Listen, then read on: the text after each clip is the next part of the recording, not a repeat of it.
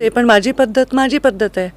मी स्वतः जेव्हा राजकीय आरक्षण धोक्यात आलं ओबीसीचं, तर माझे प्रेस काढून बघा तुम्ही की ओबीसीचं आरक्षण, राजकीय आरक्षण पूर्ववत झाल्याशिवाय आम्ही निवडणुका होऊ देणार नाही. खरंच झालं नाही, म्हणजे माझे बोलायला म्हणतात ना आपण, योगायोग झाला. बोला फुलाची गाठ पडली. कधी कधी असतं की आपलं तोंडून गेलं. तर मी उभी राहिले. मी हे तुमच्या डायसवर बसून मानतेय की संविधानिक दृष्ट्या चौकटीतलंच आरक्षण मान्य आहे, त्याच्या पलीकडचं नाही.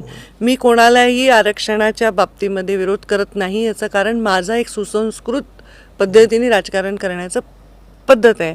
माझे वडील ओबीसी होते. ओबीसीच्या चळवळीमध्ये नेहमी ते पाठीशी उभे राहिले.